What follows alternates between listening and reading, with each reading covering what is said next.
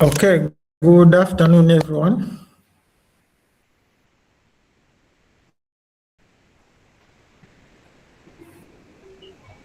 Afternoon, sir. Okay, great. Let me wait 1 more minute for your friend.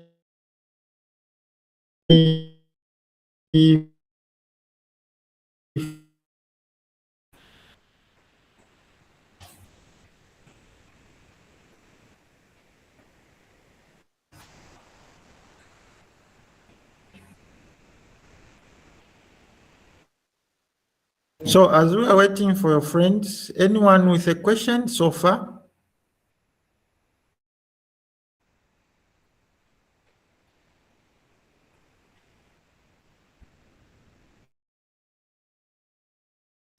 Sir, I don't think we ended on this slide.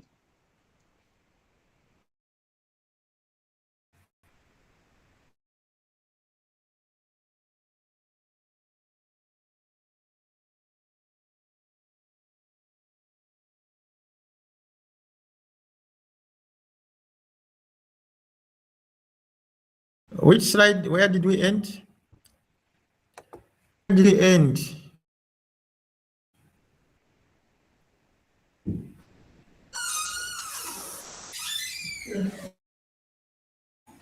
Mike. Give me a moment, sir, I'm checking. But it wasn't this one.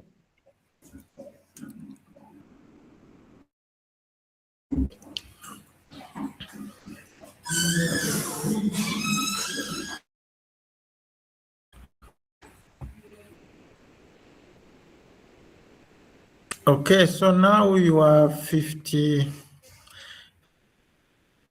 Begin. Sir, we ended on the beginning of reaction orders.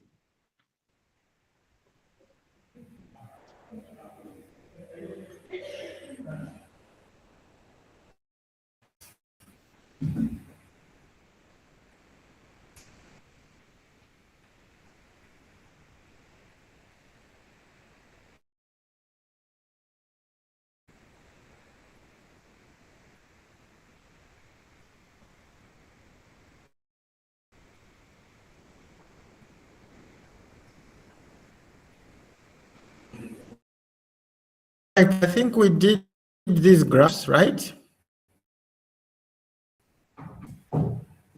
No, sir. No, we didn't.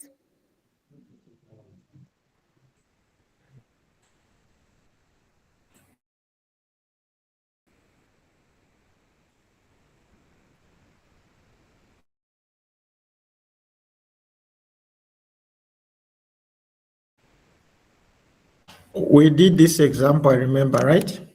Yes, this example we did it.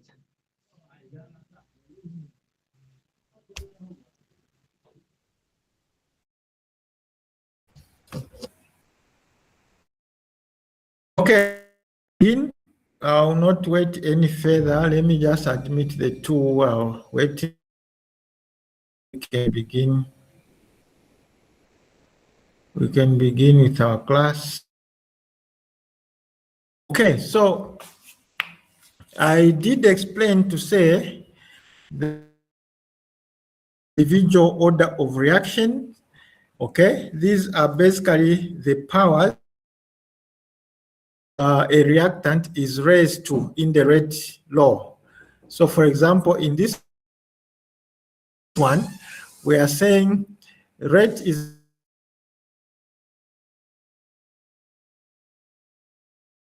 this M is what is called the individual order of reaction with respect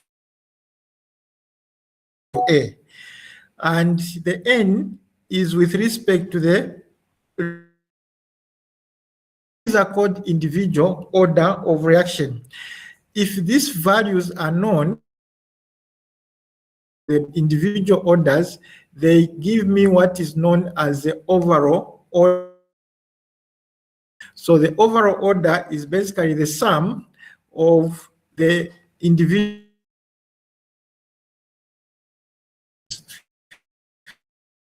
Okay. And A is reacting to give you products. The reason why I've not even put the products here is because the rate law is only written in terms. Okay. And if I write the rate law, the concentration of A is, then what that means is that A is first order. Okay, the reactant A or the reaction is first order with respect to. If I write A to the power 2, I mean reaction is second order with respect to A. So because it's A that has been read, so the reaction is second order with respect to A. Then if I write the value, and means that the reaction is zero order with respect to that particular, the individual order and also the overall order. Okay. So how the question now from here is that if we are going to write L, M, and N in this case, Sir, values for the powers that are raised to each individual. sir, Now the we are losing you. Your voice is breaking. Your network.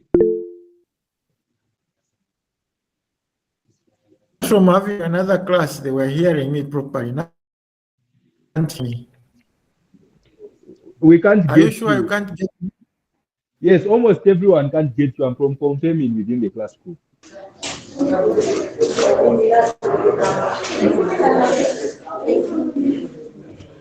You can't get me? We can get you now, but after some time it's breaking.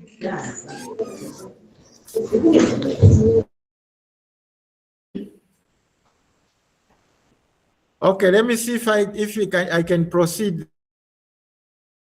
You get me? Yes, we can get you now. We now calculate the values for M and N, which are the order of reaction individual reactants. Okay, there are about 4 ways you can calculate the value. Remember, these M and N, you don't get them directly from the stoichiometric equation. cannot assume that in this equation A will be equal to M and small b will do that.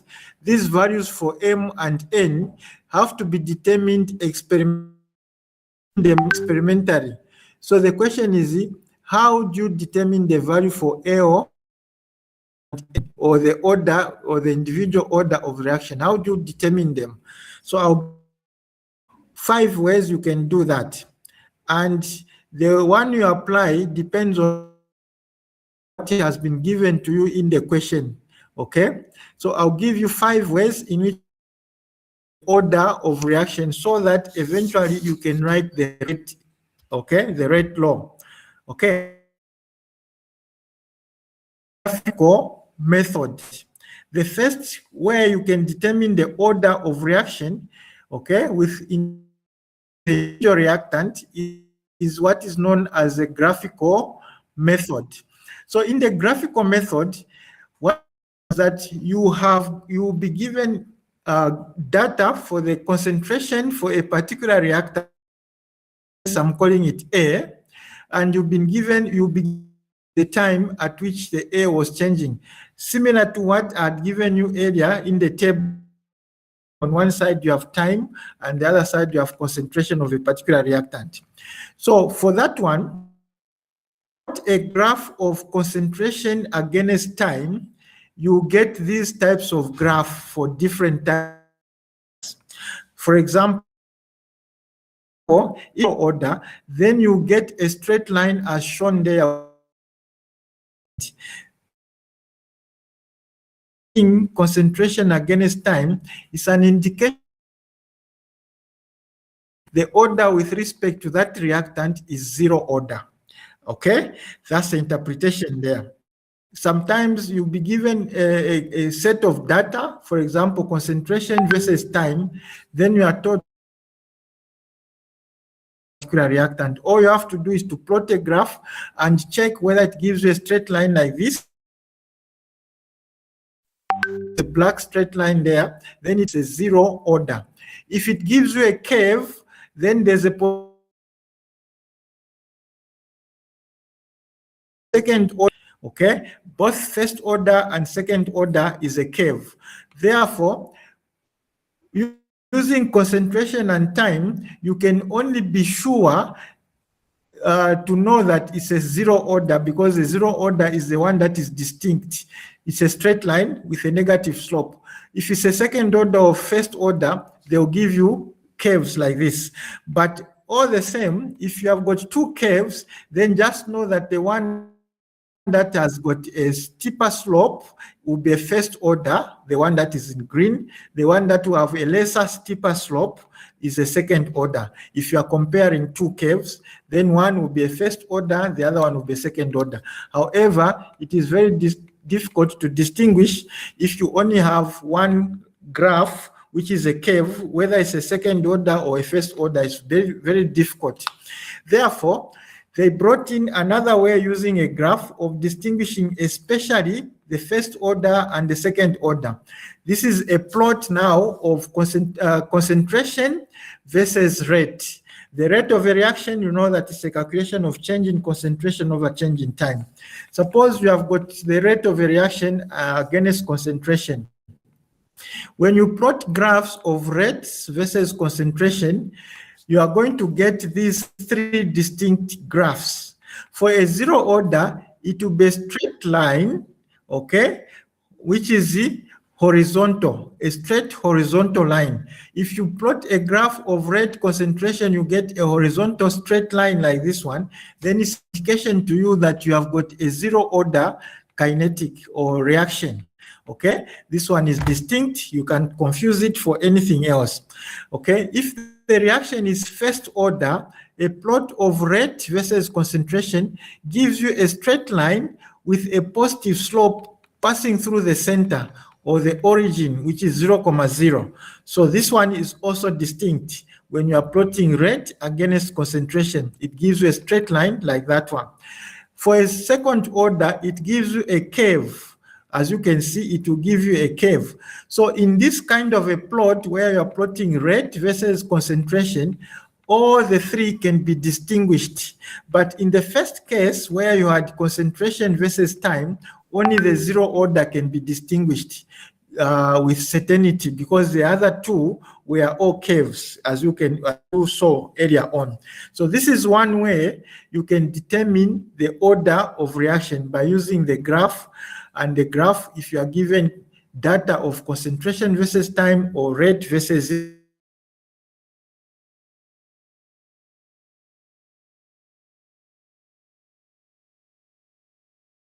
here, you just plot graphs and check the shape of the graph.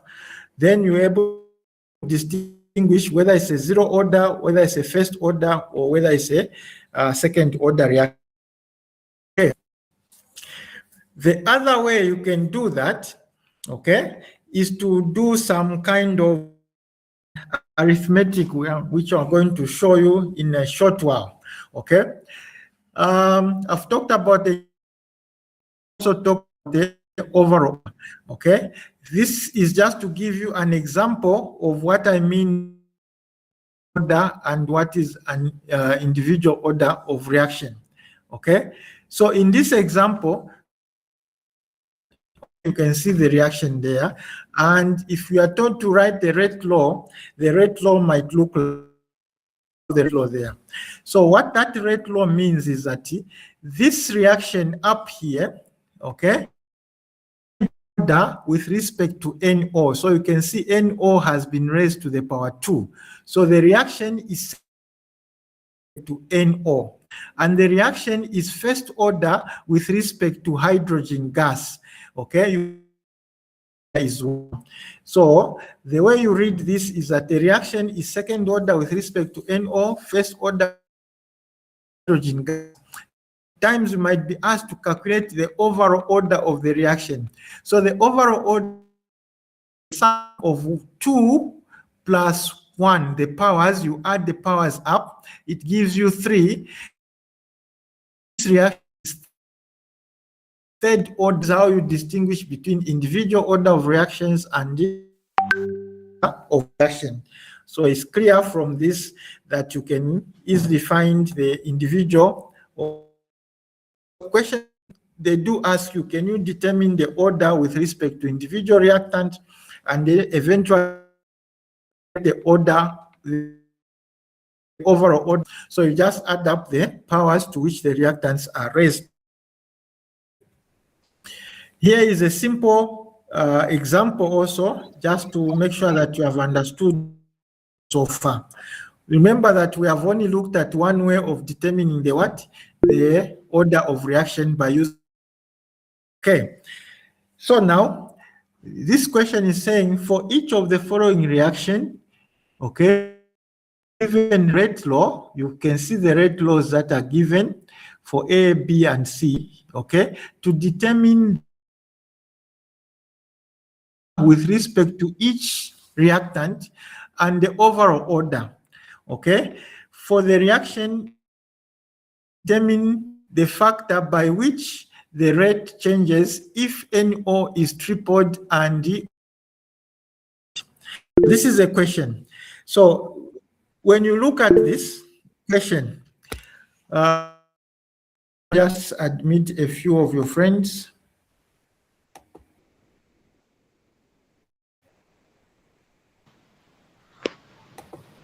So when you look at this question, look carefully, look at it critically. How would you answer the first part? Determine the reaction order with respect to reactant. I need one of you to give me an answer, just to have understood what you said.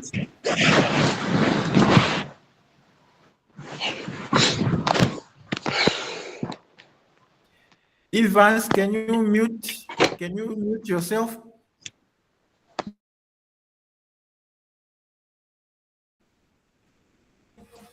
Okay.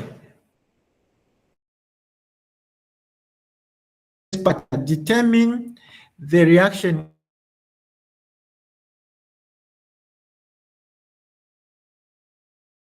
order. Let's start with A. Who can try to give me an answer to that question?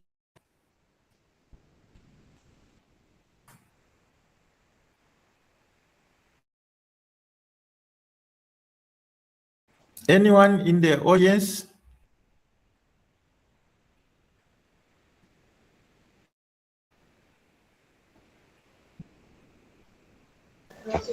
Kindly asking if you can repeat the question because some of us can't hear, you're breaking.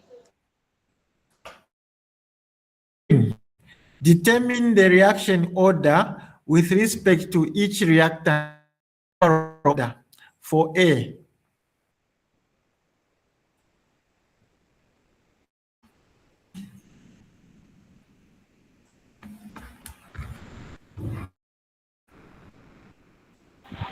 Isn't the first order, sir? Again? The first order. Okay, anyone else to try?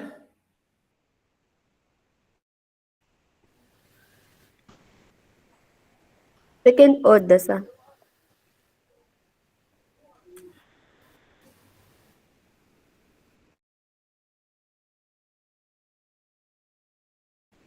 Okay, the question to each reactor. So for example, in the first case here, okay, the reaction is with respect to NO, and the reaction is also first order with respect to O2, oxygen. Then the overall order will be 2, it's the third order overall. This is how you answer the question. Let's try again. Sir, we get that Let's explanation. do We the didn't get same. that explanation. Sir, Yes. personally, I didn't get that explanation because you were breaking. Okay, I'm saying that the reaction is second order with respect to NO. Reaction is first order with respect to oxygen. Are you? Yes. And the overall order is why? Because I'm going to add 2 plus 1, the powers to which the reactants are. So the overall order is third order. This is how you answer the question. Clear now? Yes, I'm clear. Yes, so let's try again. Let's try same thing that I've said. We can try C.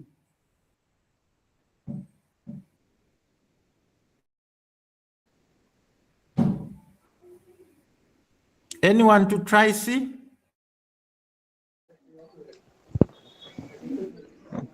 For C, I can say, I'm just trying. The order Yes. with respect to H2O2 will be the first order, and then Very the good. order to the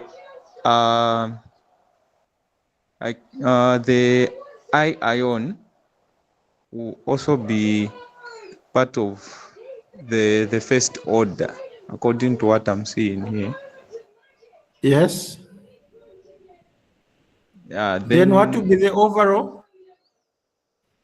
The overall order, I think it's 2 because H ion is 0. No. There is 2, yes. Right. But how do you get the 2? The 2 is the one from O2 plus the one from the H ion. That gives you 2. Sir. Okay. All right. Thank you. Sir, Yes. in the previous example, hydrogen had a coefficient of 2. Why wasn't it raised to 2? Which example here? Which one are you No, talking not about? this one. The previous example. Hydrogen yes, has one. 2. Yes, it has Hydrogen a coefficient has of 2. It has a coefficient Where is of the 2? Where are you seeing the 2? As in, The sir, red look. law here. The red law here. Hydrogen has a power of 2. I can't see the 2. The power 2. Where is As the 2? in, hydrogen has a coefficient of 2. Aren't we raising the reactants to their coefficients in the rate No. equation? No. Remember, I told you the powers, you determine them experimentally. You don't get them from the equation. Are you clear now? All right, yeah, I understand, sir. This is what we said. When you go back, we said the value for M and N of the reactions are determined experimentally. Have you seen this statement that I've highlighted?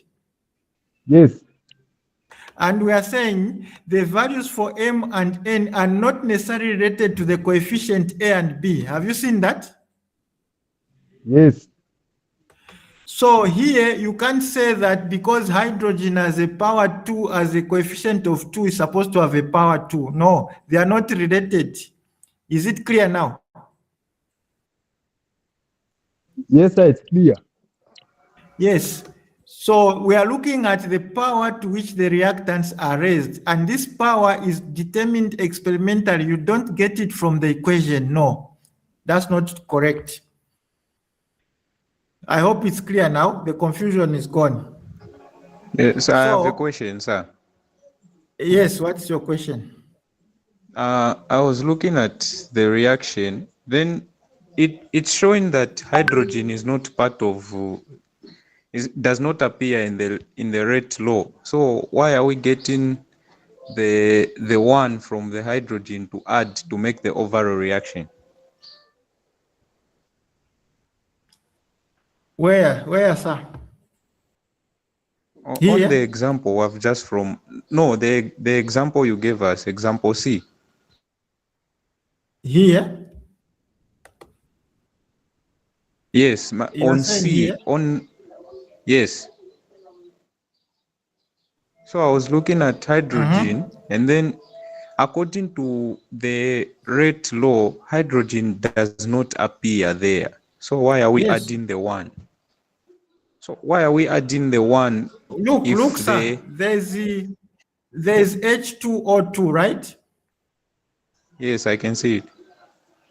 What is the coefficient to H2O2? What is the power to which it is raised? 1. What is the power to which ion, the iodine ion here, what is the power to which it is raised? It's also 1. So what is the overall? Yeah, yes, the overall is 2. Yes, so that's what we said. According to what you explained at first when I answered, you said we're getting the one from the hydrogen ion. So I got confused from there. Maybe you just didn't hear me correctly. I said we are getting one from 2 and one from the iodide ion, not hydrogen. Oh, all right, thank you. Okay. We are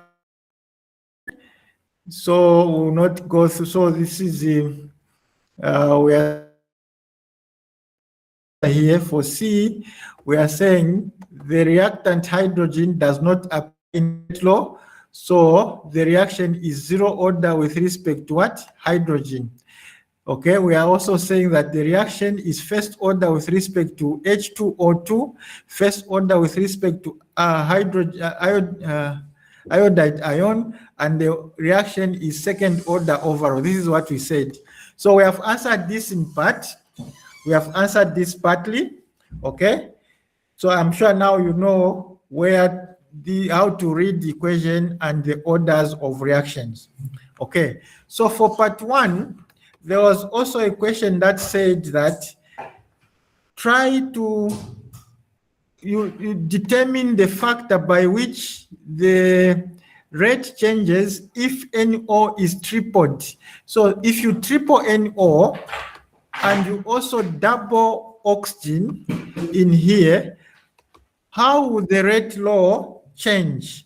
So here is the calculation. This is the rate law. Okay, I'm saying if I'm going to triple NO2 and double oxygen, so here I'll put 3 and here I'll put 2 times, okay? Then the rate law therefore will be 3 squared times 2, which gives me 18K. So, or 18K, which is the K is a constant, the rate constant. So what it means that when I double oxygen and I triple NO2, then the rate goes 18 times. It goes 18 times. It increases 18 times, or by a factor of 18. Okay, so that was the question, and that's how we do that, or we solve that question. So remember, I've only showed you one way in which you can determine the order of reaction. And I'm saying again, to determine the order of the reaction, this is the third or the second way you can do that. Number 2 is to use what is called the initial rate method. This is called the initial rate method. Okay, so let me show you how it's done using the initial rate method. Not the graphs this time, but what is called the initial rate method. Okay, so for the initial rate method, what we need to do to determine the value for M and N, we run a series of experiments in which one reactant is kept constant and the other reactant is kept changing. And then we measure the initial rate in each case.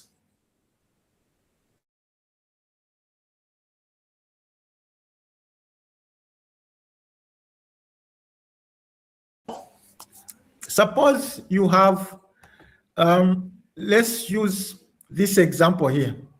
Suppose you have this reaction, okay?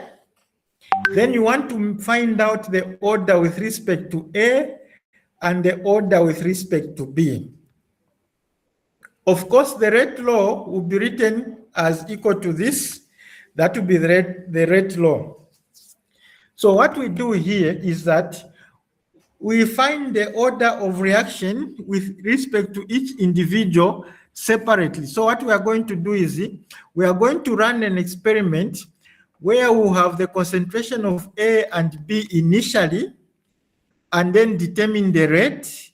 Then we are going to keep the concentration for A constant and change the concentration for B and determine the rate. Then we are going to keep the rate, the concentration for A constant and change the one for B in the next experiment. Then also calculate the rate. So when we do that, here is a table. This one might will make sense for you. Here, 4 experiments were done. You can see the 4 experiments there. They were done. In the first experiment, this was the concentration for A that was used, and this was the concentration for B that was used.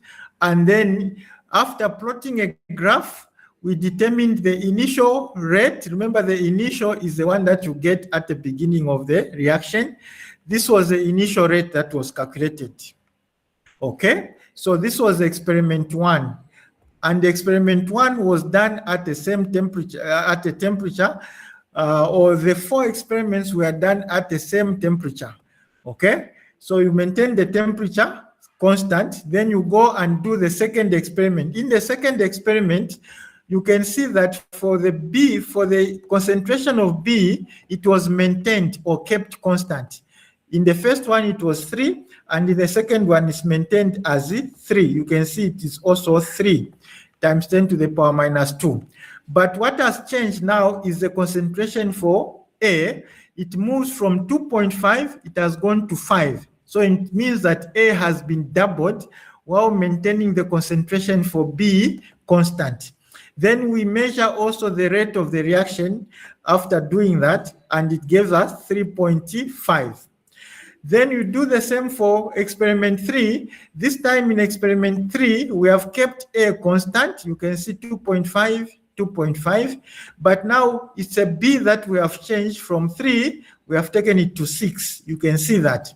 Then we measure also the initial rate, which it has gone to 3.5.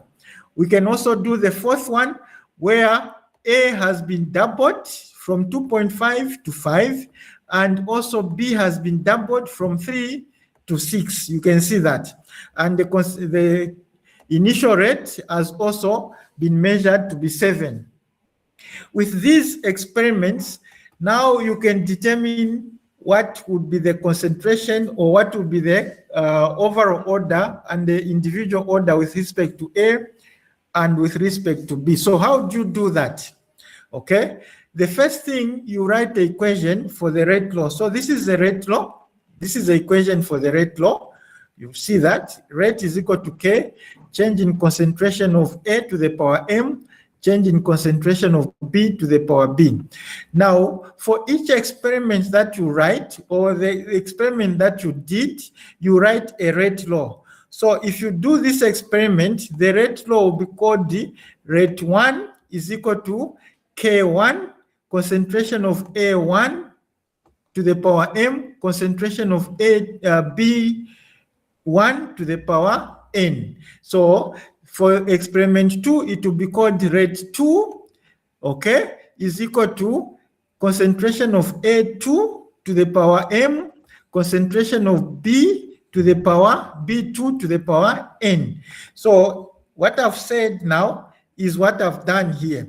So I write rate 2 using the data from experiment 2.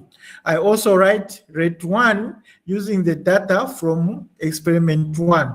So rate 2 is equal to K times the concentration of A2 to the power M, concentration of B2 to the power N, okay? And rate 1 is equal to K times concentration of A1 to the power M, concentration of B1 to the power N. Then I divide these two rates, rate 2 divided by rate 1, okay, is equal to whatever is for rate 2 divided by whatever is for rate 1. Okay, now why am I doing that? Remember that I've gotten 2 and 1. When you go to the table, we are talking about these two, 2 and 1. For B, under 2 and 1, the B's were constant. You can see they were all having the same value. Okay, it's 3 and 3.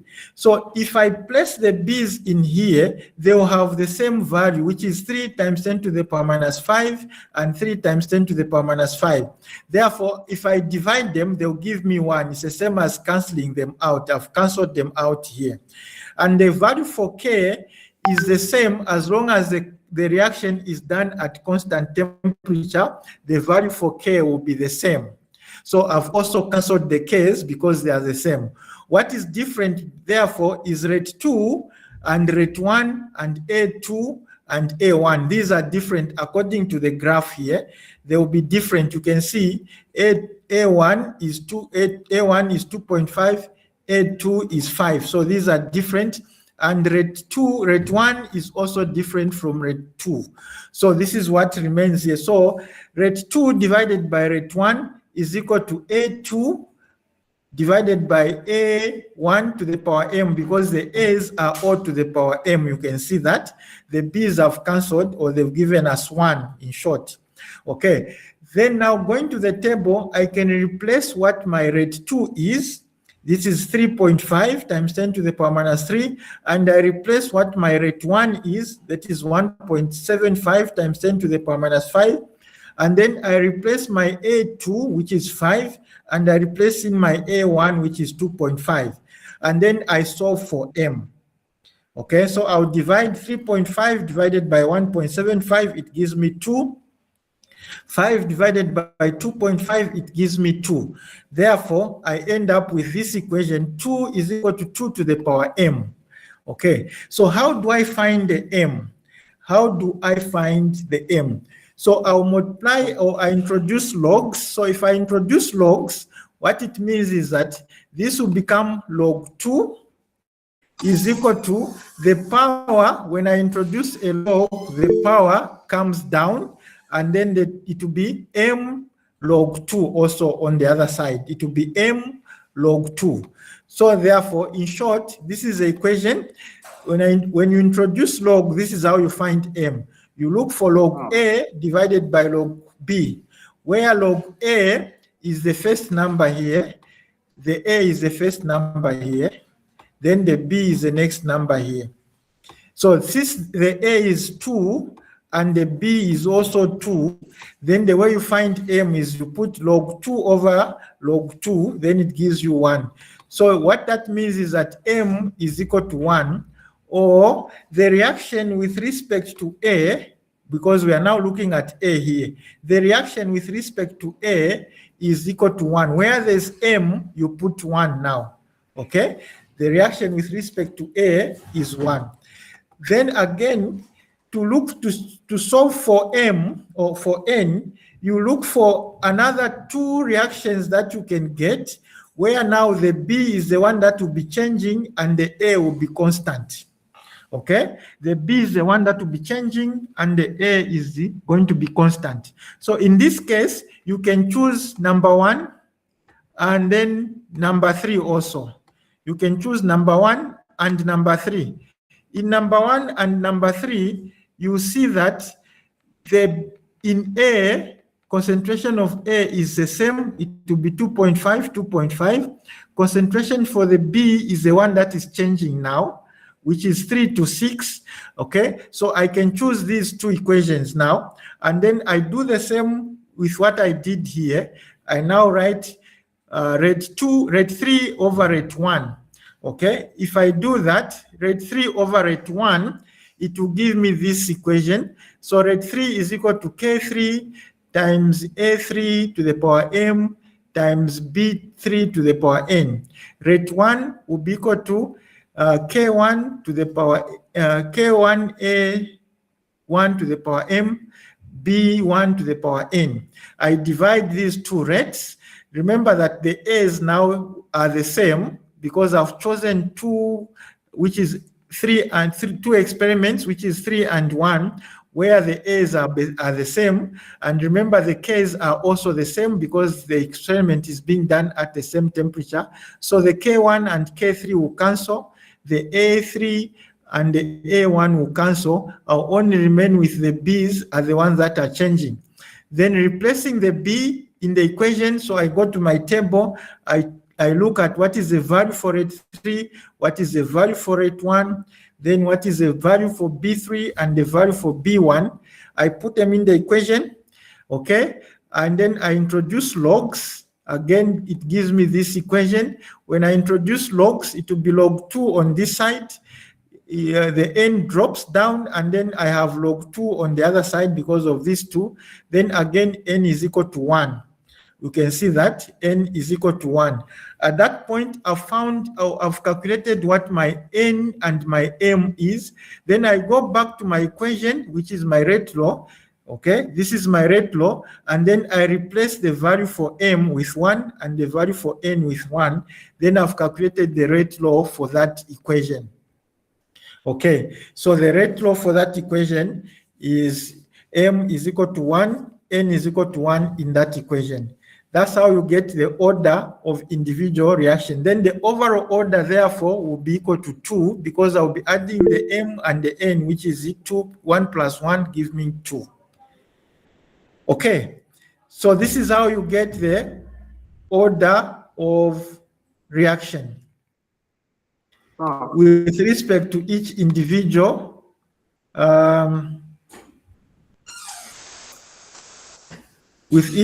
respect to each individual reactant. Any questions so far?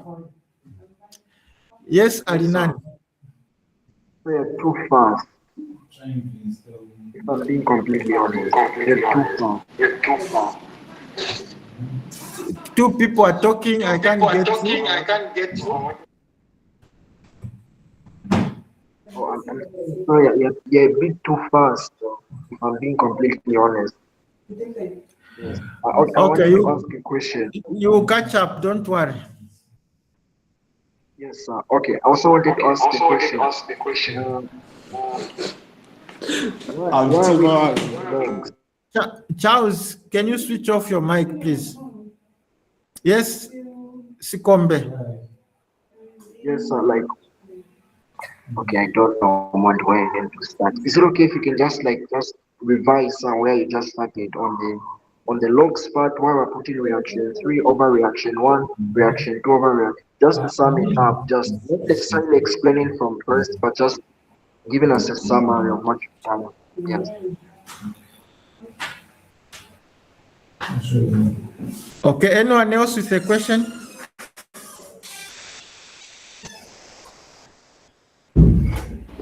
The same, sir. Here, where you were doing the logarithms for finding the term values, I think I'm a bit behind. One thing you should realize is that we are borrowing from mathematics. We are borrowing from mathematics. I'm just using the properties of logarithms. Okay, this you should have been taught from high school. This is high school stuff. So therefore, if I have time, I'll teach logarithms, but it's not mathematics that I'm teaching. I'm teaching chemistry here. Okay, so if you want to know the properties of logarithms, please revise your mathematics. I'm just borrowing the principles of logarithm from mathematics. How you find what is called the powers? How do you find powers in mathematics? How do you use logarithm to find powers or to determine the powers? So I've given you a simple formula here that you can use. I've given you a simple formula here. It's here. I've simplified things for you. M is equal to log A, where A is the first number. If you have got two numbers, one is raised to a power. This is how you get the value. For example, I've given you this here, where you have 2 is equal to 2 to the power M. How do you find M? This 2 in front here is A, this 2 here is B, and I've given you the formula here. So you can just go through, and I'm sure you are going to understand this. It's a simple, it's logarithmic properties. Okay, so you can follow through. I hope you can do that. If you find problems in the next lecture, go through first of all. If you find problems, then we can come and go through. Okay, I've shown you also on the slide here what it means. So if you have got an equation like this and you want to find M, this is how you get M. I've shown you here. I've given you a simple. This is a summary that I can give you. I will not go through the properties of logarithm again. No. Yes, Kombe, you still have a hand up. Oh, no, sir. Thank you. You've seen the way you get logarithms. I've given you, it's there in your notes. I've shown you if A is the number is equal to B to the power M, how do you get M? I've shown you on the screen there, it's there, showing on the screen, how you get your M. Yes, sir. Thank you. Okay. Anyone else with a question? Chemistry related, please, not mathematics.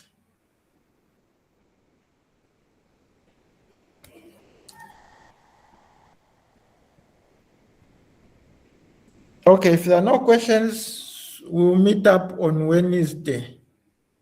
I think so. That's when we have our next class. Our next class is on Wednesday.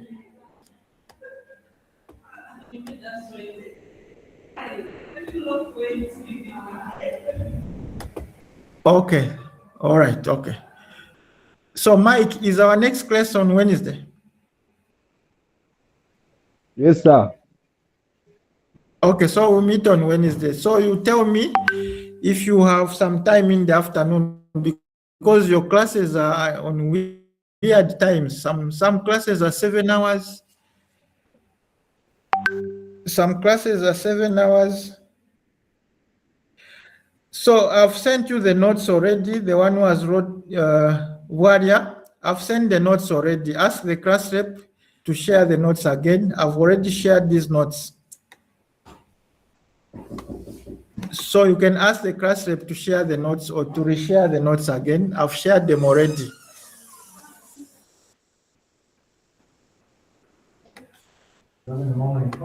Okay, so we meet on Wednesday.